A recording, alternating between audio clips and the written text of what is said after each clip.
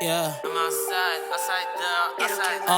we coming like leads and bringing that grease and slide on top corner then slide on my knees. My youngest they coming like Daniel Reese. My Lebanese tell me to grab on a whole nother fetish, a whole nother topic, a whole nother reason to stick to my logic. I learned from Mourinho, I speak, I'm in trouble. Wanna fuck, baby girl, wanna cuddle. I'm just single, just go me a double. That's a brace and being evasive. In your face, I never was subtle. Balotelli, fuck them niggas hate. Salam outsider, le débrief commence maintenant.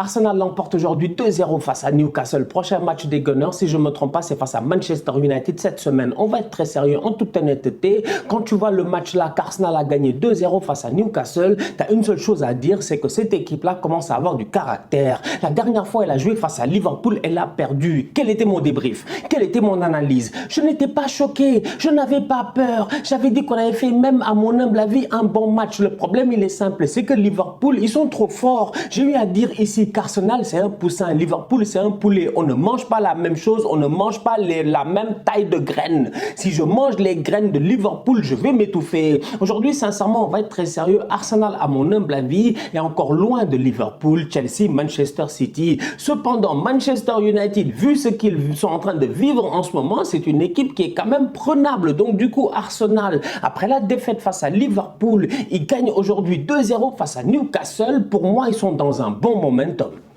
Dans un très bon momentum. Et ça part, je dis bien, de derrière. Parce que l'assurance défensive de cette équipe-là, aujourd'hui, sincèrement, elle fait plaisir. Gabriel, il est intouchable. C'est un top défenseur. À la relance, il est bon. Il sait couvrir ses latéraux. Mais en plus de ça, c'est un leader. Il est vocal. À côté, tu as Ben White, Ben Blanc. Bon, ça va, il n'y a rien à dire. Mais le gardien de but, il est extraordinaire. Parce qu'aujourd'hui, sincèrement, la dernière fois, le coup franc, l'arrêt qu'il fait, Peter Schmeichel, légende de Première Ligue, avait lui-même de sa propre bouche dit qu'il n'avait jamais vu un arrêt comme ça depuis, je pense, des décennies. C'est pour dire. Ramsdale, il est incroyable. Aujourd'hui, encore une fois, frappe de Shelvey, le ballon doit rentrer, le gars, il a le temps de regarder, de faire un ajustement. Il est incroyable quand même. Vous n'avez pas vu, vous n'avez pas vu. Je vais vous dire d'aller revoir l'action. Allez revoir l'action, s'il vous plaît. Il fait un ajustement de son corps. Il regarde, je dis bien, Shelvey. Il va le chercher en tant que tel. Le ballon part. Il est, je dis bien, visuellement prêt. Parce qu'il est allé chercher, je dis bien, l'angle de frappe. Il a vu Shelvey préparer sa frappe et il va chercher pour claquer le ballon. Cette assurance-là qu'on a aujourd'hui en défense à Arsenal, mais soyons très très sérieux, en toute honnêteté, ça fait longtemps qu'on ne l'avait pas eu. Ça fait longtemps qu'on ne l'avait pas eu. Arsenal claque 2 buts aujourd'hui face à Newcastle, c'est des passes décisives de latéraux. C'est là où j'ai envie de parler de tactique. Mais on va parler de tactique, parce qu'aujourd'hui, on va être très sérieux. Au niveau d'Arsenal, moi, ce qui m'a plu en tant que tel, c'est que cette équipe-là est en train de continuer sur les valeurs qui font qu'elle est forte depuis quelques semaines. Et parmi ces valeurs-là, au-delà, comme j'ai eu à dire, de l'assurance défensive, qui passe à travers les deux centraux et le gardien de but, tu as l'apport des latéraux. Et les latéraux, en tant que tels, je dis, leur apport est très synchronisé. J'ai eu à le dire, il y a peut-être 3-4 débriefs en vous disant, regardez bien quand Arsenal joue.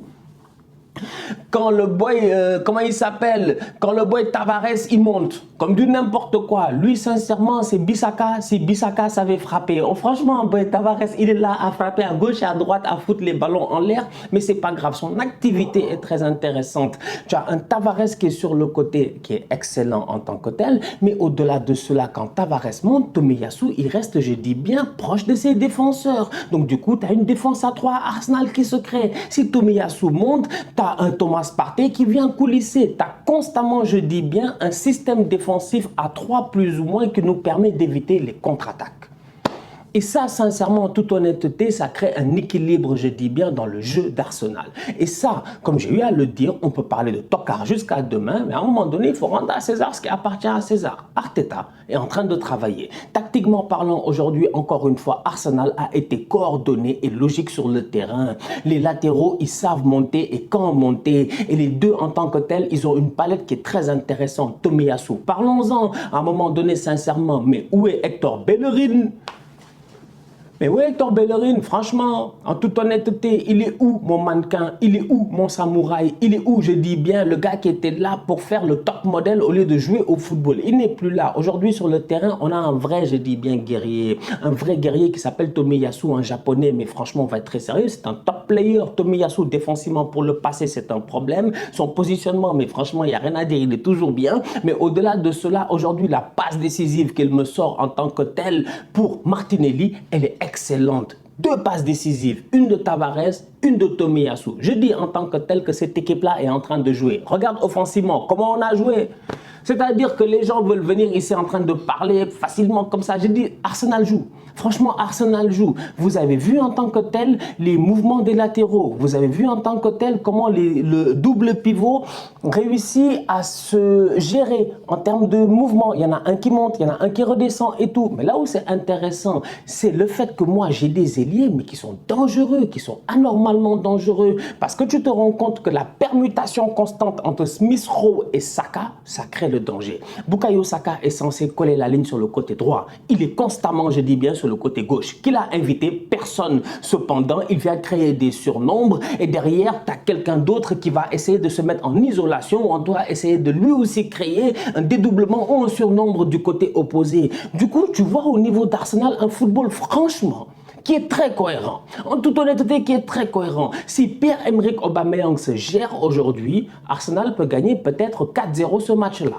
Et ouais. Et Newcastle, ils diront que bon, il y a eu polémique de penalty, quoi que ce soit. C'est vrai. Odegaard aurait pu avoir un penalty, mais ça ne change en rien sur le fait que, tactiquement parlant, aujourd'hui, encore une fois, Arsenal est venu et on a sorti une top performance. Liverpool l'emporte 4-0 face à Southampton. On va parler de la force de frappe offensive de Liverpool. Dans quelques jours, Liverpool va jouer face à Everton. Autant Arsenal va jouer Manchester United, Liverpool va jouer face à Everton. Derby de la Merseyside. Vous le connaissez, c'est un derby qui est très chaud. Bobby Firmino est sur le banc. Il est en pleine forme, mais il est là sur le banc. Jota est sur le terrain. Il vient, il claque un doublé. Il peut même claquer un triplé. Il a été excellent aujourd'hui. Liverpool, meilleure attaque du championnat. 39 buts marqués, 11 buts de Mohamed Salah, 7 de Jota, 7 de Sadio Mané, 4 de Bobby Firmino. Franchement, on va être très sérieux en toute honnêteté. C'est les 4 joueurs offensifs les plus dangereux de cette équipe-là. On va commencer par Jota. Jota, sincèrement, c'est quoi son problème avec le Portugal?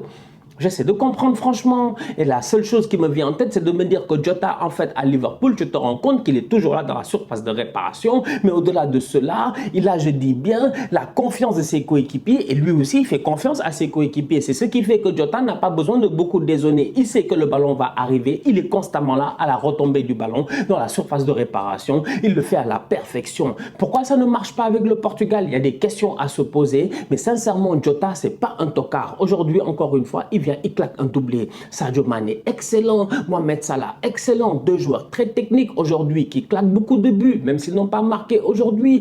Mais on va être très sérieux, franchement. Quand Salah te marque 11 buts et que Mané te marque 7 buts, mais tu te dis, si Liverpool, ils vont en janvier avec Salah et Mané à la CAN, ils sont foutus. C'est presque 50% des buts de Liverpool qui ne seront pas là. Donc, à un moment donné, sincèrement, Jota, il était temps.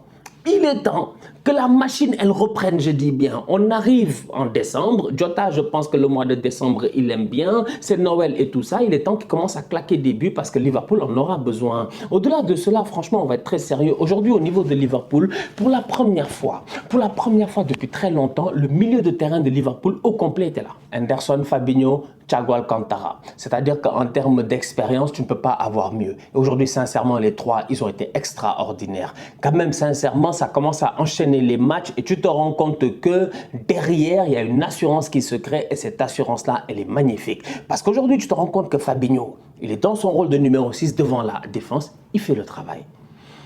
Thiago Alcantara, il est excellent. Henderson, il est excellent. Les deux ensemble, si tu regardes bien, ils ont le rôle de Thiago, a un peu le rôle à Gundogan, sauf qu'il est moins dans la surface de réparation que Gundogan, mais il est là, je dis bien, pour offrir une option constante. Pour exemple, regarde bien le but qui est marqué par, si je ne me trompe pas, Jota sur la passe décisive de Mohamed Salah. Regardez bien la construction de ce but-là, et c'est là où tu te rends compte que Liverpool, franchement, ils sont dans le turfu. Parce que Mohamed Salah, il est sur la ligne. C'est normal, et c'est un ailier, il colle la ligne. Donc du coup, il crée de la largeur. On lui donne le ballon, qu'est-ce qu'il fait? Il essaie de rentrer vers l'intérieur. Quand il rentre à l'intérieur, tu as qui vient en soutien? Le premier, la première vague en tant que telle, c'est Henderson. Dès que Henderson vient, Henderson sait que Salah va jouer en 1-2 avec lui. Du coup, il lui donne le ballon. Salah s'arrête. L'arrêt de Salah, là, franchement, toute honnêteté, c'est la classe. Ça, c'est le football. Ça, c'est le football. Il fait un arrêt d'une demi-seconde qui fait que le défenseur, il est perdu. Pourquoi? Parce qu'au moment où Henderson a le ballon, au moment où Salah s'arrête pour essayer d'éviter le hors-jeu, tu as un autre qui déboule sur le côté. C'est qui? C'est Trent Alexander-Arnold. Le défenseur en tant que tel qui était sur le côté avec Mohamed Salah, il se met à regarder à gauche et à droite. Il ne sait plus quoi faire. Salah est déjà rentré.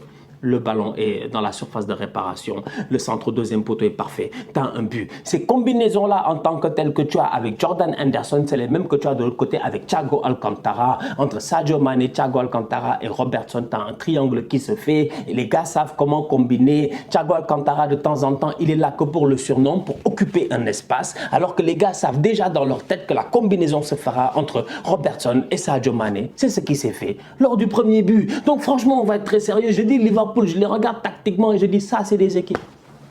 C'est pour ça qu'à chaque fois on parle du PSG, bon là, ça n'a rien à voir, hein, mais c'est juste pour dire quoi.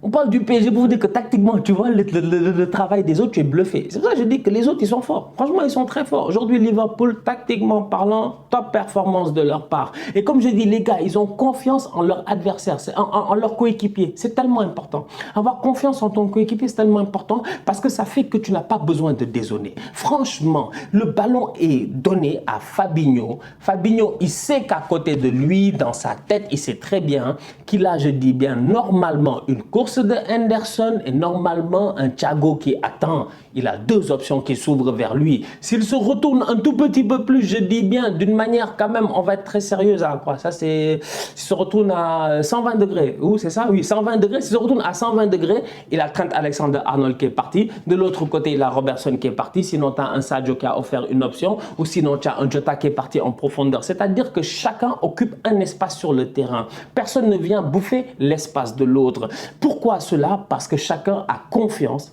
en son coéquipier. C'est pour cela que Liverpool, tu te rends compte qu'aujourd'hui dans le match face à Southampton, si Southampton ils ont un meilleur attaquant que le boy Armstrong, ils peuvent peut-être claquer 2 buts. Mais si tu regardes les buts que Southampton aurait pu éventuellement claquer, auraient été des buts d'erreurs individuelles. Thiago Alcantara, à un moment donné, il joue trop facile. C'est trop facile et tout, il perd le ballon en début de match. C'est un but normalement en tant que tel. Je pense que tu as un long ballon qui est fait. Van Dijk est battu de la tête. Tu as un ballon qui part. Le centre, Konaté, Armstrong doit marquer. Là encore, tu te rends compte que c'est juste une erreur individuelle en tant que telle. C'est jamais le collectif qui coule en même temps. C'est ça la force de Liverpool.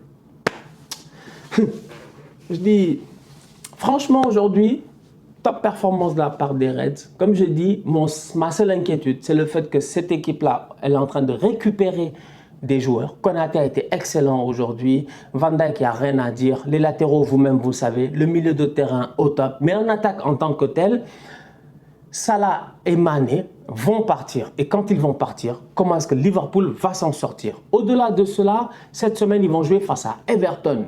Et le mec, Klopp, quand même, à un moment donné, il faut en parler. Tu gagnes 4-0 à l'heure de jeu, le match est terminé. Mais sors Salah, sors Mané, repose-les pour Everton. Tu viens de revenir de trêve internationale, tu as joué Arsenal, tu as joué en Ligue des Champions, tu as joué encore une fois, ça fait 3 matchs d'affilée en même pas quoi, 8 jours, tu les as tous gagnés. Tu as l'occasion de mener 4-0. Fais des changements, il ne le fait pas. Il s'en fout, il a laissé les gars sur le banc. C'est que Klopp, des fois, il fait des trucs que nous, on ne comprend pas. Rendez-vous cette semaine pour le derby face à Everton, ça promet. Cette semaine, un autre match à ne pas rater, Manchester City face à Aston Villa, parce qu'Aston Villa a gagné aujourd'hui face à Crystal Palace 2-1.